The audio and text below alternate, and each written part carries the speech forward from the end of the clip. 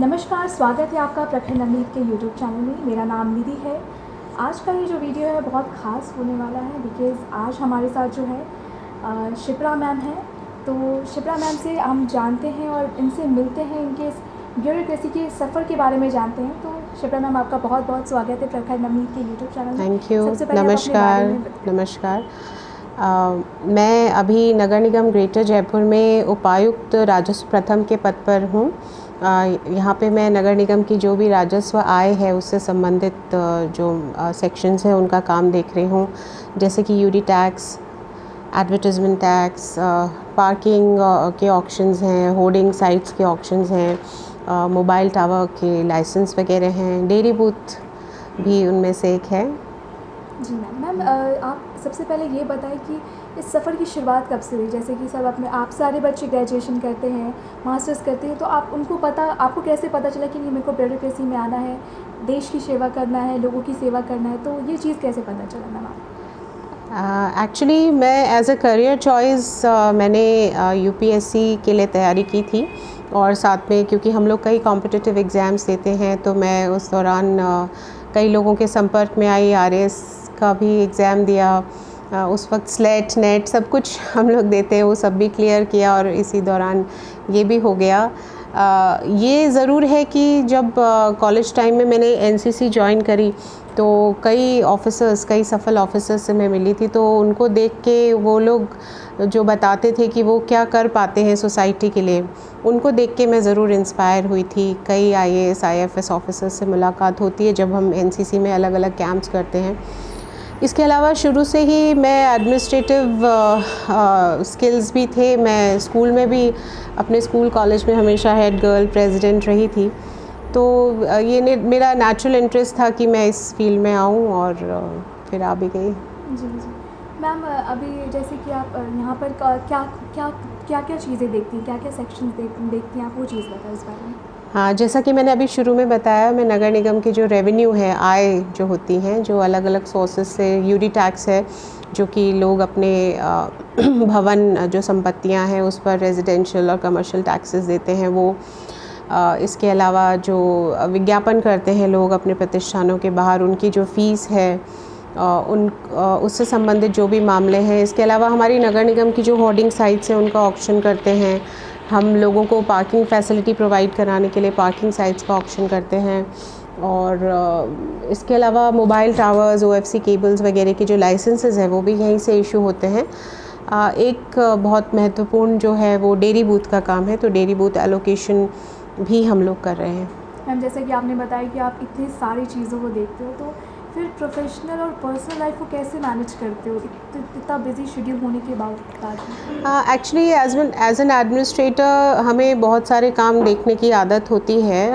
As an SDM तो हम लगभग जो उप जिला है उसका पूरा प्रशासन ही संभालते हैं, तो और उसके साथ ये तो एक गिवन ही है कि आप अपने घर को, अपने परिवार को, बच्चों को और जो अपनी जो सोशल लाइफ है उसको टाइम देंगे। तो इन चीज़ों के बीच में कई बार ऐसा होता है कि हम अपना जो काम है, क्योंकि ये हमारी ड्यूटी, हमारा दायित्व है, इसके प्रति हम ज़्यादा समर्पित होते हैं और परिवार को कई बार सैक्रिफाइस करना पड़ता है। फिर भी मेरी हमेशा कोशिश रहती है कि काम के अलावा जितना भी टाइम हो उसमें मैं अपनी फैमिली के साथ क्वालिटी टाइम स्पेंड करूं और अपनी पर्सनल ग्रोथ पे भी ध्यान दूं। और इवन जैसे ऑफिस में रहते हुए भी आजकल तो हमारे पास सभी कुछ है, टेलीफोन और सोशल मीडिया इतना इफ़ेक्टिव है कि हम व्हाट्सएप से भी पूछते रहते हैं, एक दूसरे को मैसेजेस भेजते रहते हैं। तो वर्क लाइफ बैलेंस हालांकि एक प्रॉब्लम तो है, लेकिन ठीक है। जैसे कि मैम हमने काफ़ी सुना है और काफ़ी पढ़ा है कि आप सोशल एक्टिविटीज़ में काफ़ी पार्टिसिपेट करती हैं, तो उसके बारे में कुछ थोड़ा बहुत बताएं। मुझे शुरू से ही साहित्य, कला, संस्कृति, म्यूज़िक, इन सब में बहुत इंटरेस्ट रहा था, अपनी स्टूडेंट लाइफ में भी, और बाद में मैं कम्युनिकेशन स्किल्स की व्याख्याता भी रही थी।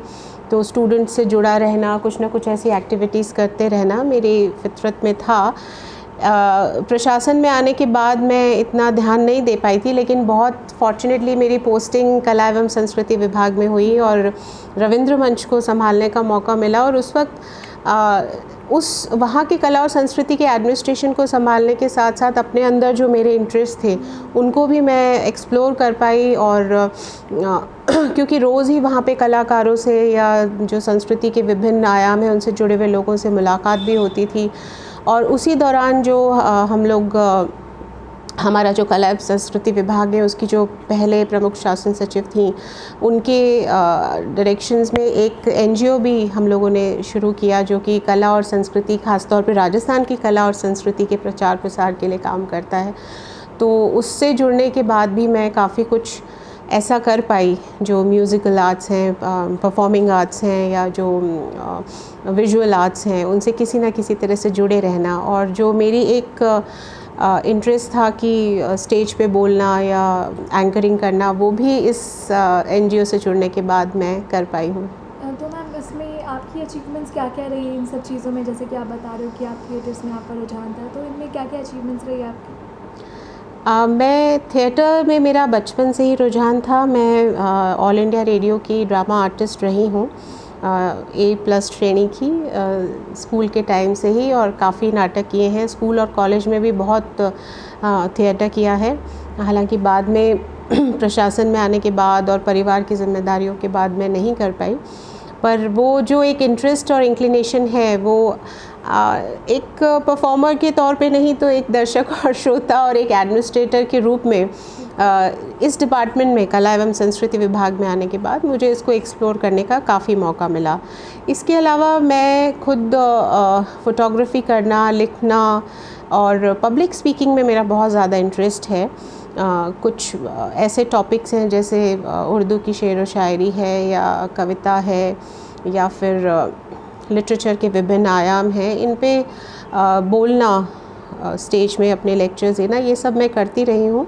और जैसा कि मैंने आपको बताया, अभी हमारी जो एनजीओ है उसके जो भी कार्यक्रम हैं उनमें एंकरिंग करके मैं अपने बोलने का शौक़ पूरा कर लेती हूँ। मैम अगला सवाल ये कि जैसे कि आपने बताया कि आपको एंकरिंग करना बहुत पसंद है, शेर व शायरी लिखना, पढ़ना, साहित्य नॉल, ये सब बहुत पसंद है, तो इस चीज़ को आप अपनी एडमिनिस्ट्रेशन में कैसे यूज़ करते हो? एडमिनिस्ट्रेशन में एज सच यूज़ तो नहीं करते, लेकिन जो हमारा जो कहते हैं ना कि इंसान का जो नेचर होता है, जो कैरेक्टर होता है, वो उसकी लाइफ के हर एस्पेक्ट में रिफ्लेक्ट करता है। तो हम खुद भी, हमारा जो व्यक्तित्व होता है वो भी एक आईने की तरह ही है। जो कुछ हम उसमें उतारते हैं वो ही हमारे जो रोज़मर्रा के जो काम है उनमें नज़र आता है। तो जहाँ साहित्य है, संगीत है या जो अच्छा सिनेमा है या इस तरह की कला से जुड़ी हुई गतिविधियाँ हैं, वो हमारी डे टू डे लाइफ में, हमारे एडमिनिस्ट्रेशन में हमें बेटर बनाती हैं। क्योंकि मेरा ये स्ट्रॉन्ग बिलीफ है कि एक अच्छा जो इंसान है, जो एक अच्छा व्यक्ति है, वो ही एक किसी भी क्षेत्र में एक अच्छा प्रशासक या अच्छा डॉक्टर या अच्छा नेता या अच्छा खिलाड़ी बन सकता है। तो ये सब चीज़ें डेफिनेटली हमें एक गुड ह्यूमन बीइंग बनने में हेल्प करती हैं। मैम जैसे कि ये जो वीडियो है ये काफ़ी यंगस्टर्स भी देखेंगे, बहुत सारे लोग देखेंगे, ज़्यादातर यंगस्टर्स सोशल मीडिया पे काफ़ी एक्टिव है, तो आप यंगस्टर्स के लिए क्या मैसेज देना चाहेंगे मैम? यंगस्टर्स, जो यूथ है या जो बच्चे हैं, उनको मैं यही कहूँगी कि आपके जो भी स्वाभाविक प्रतिभा है, आपके अंदर जो भी टैलेंट है, उसको ज़रूर एक्सप्लोर करिए। क्योंकि बाद की लाइफ में जब आप कहीं नौकरी में आ जाएंगे या परिवार में होंगे तो आपके ऊपर ज़िम्मेदारियाँ बहुत होंगी। तो उस वक्त आप अपने टैलेंट्स को, अपनी हॉबीज़ को, अपने इंटरेस्ट को इतना ज़्यादा टाइम नहीं दे पाएंगे। तो आज आपके पास टाइम है तो अपनी स्टडीज़ के साथ साथ जो भी आपको ईश्वर ने या जो भी नेचर ने आपको टैलेंट्स दिए हैं, आपके जो भी वेरियस इंटरेस्ट हैं, उनको आप एक्सप्लोर करिए, एक्सप्रेस करिए और अपनी लाइफ को 100% जीने की कोशिश करिए। बहुत बहुत शुक्रिया मैम इतनी सारी चीज़ों को बताने के लिए। तो हमारे साथ ही शिप्रा मैम, धन्यवाद मैम, बहुत बहुत शुक्रिया।